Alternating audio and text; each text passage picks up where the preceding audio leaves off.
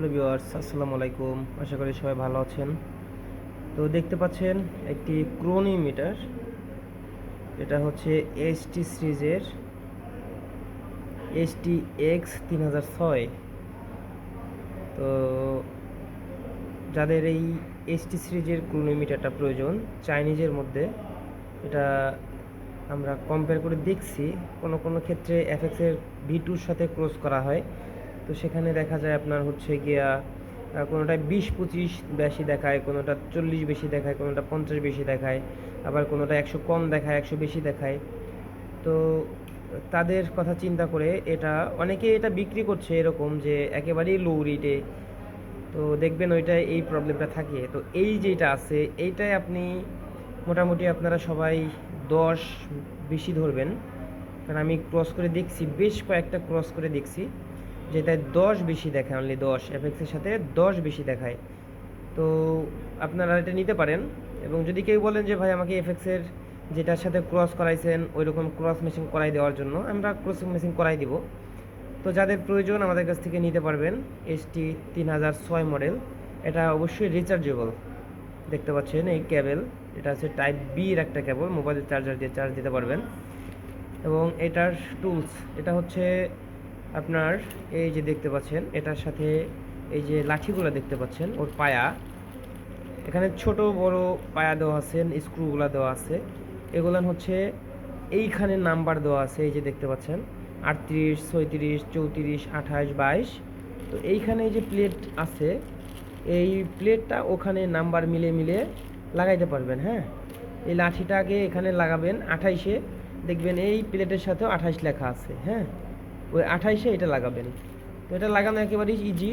আর ব্যারেলের জন্য, ব্যারেলে গানের যে ব্যারেলটা আছে, এই ব্যারেলে লাগানোর জন্য হলো, লাগানোর পরে এই যেখানে কেবেলটাই দেওয়া আছে, প্লাস এখানে এই যে একটা এক্স রে কাগজ যেটা বলা হয় বা বলা হয়, এটা দিয়ে রাখা আছে। আর এখানে দেখবেন একটা পাইপ দেওয়া আছে, এই যে একটা চিকন একটা পাইপ দেওয়া আছে। তো এই পাইপটাকে এই ঠ্যাঙের মধ্যে বা এই লাঠির মধ্যে, এই কাঠির মধ্যে আপনারা লাগাই নেবেন। কাঠির মধ্যে লাগাই নিলে হবে কি, গানের যে সারাউটটা থাকে, তখন এই যে ঘর্ষণে ঘর্ষণে সারাউট থেকে কালারটা উঠে যায়, রঙটা উঠে যায়। তো যাদের এই রং ওঠা পছন্দ না, আমি মনে করি কারোরই রং ওঠা পছন্দ না, তো তারা অবশ্যই ওই পাইপটাকে ইউজ করবেন, তাহলে রংটা উঠবে না। তো রংটা না উঠলে কী হবে, যে আপনার জিনিসটা খুব সুন্দর থাকবে এবং খুবই ভালো লাগবে। আর এটা নেবেন, অবশ্যই সমস্যা নাই। আপনাদের যাদের প্রয়োজন হবে আমাদের কাছ থেকে অবশ্যই যোগাযোগ করে নিয়ে নেবেন।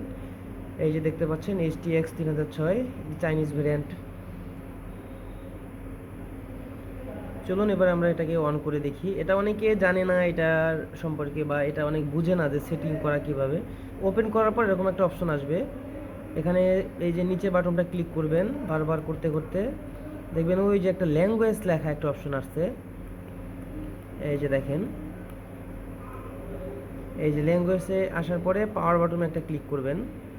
এখানে দেখবেন ক্লিক করার পর এখানে এই যে ইংলিশ, তার মানে এইটায় এই যে রিসেট, তারপরে বাটন, তারপরে বাটন, অর্থাৎ 3 নাম্বারের মাঝখানে বাটনে ক্লিক করবেন।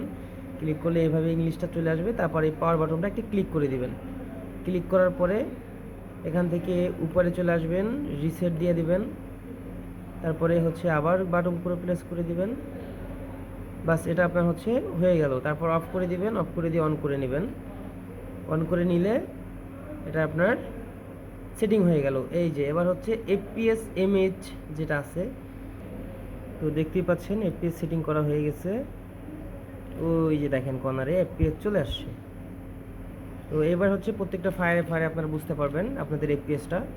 তো এখান থেকে মোটামুটি এটার সাথে যদি অন্য এসটির সাথে কেউ ক্রস মানে বিয়া করতে চান, যে না এটা অমুকটা এটা তমুকটা, তো তাদের চিন্তাভাবনা ভুল। এটা খুবই সুন্দর একটা পারফেক্টলি মাপ পাবেন। তো যাদের প্রয়োজন অবশ্যই নিয়ে নেবেন। আসসালামু আলাইকুম।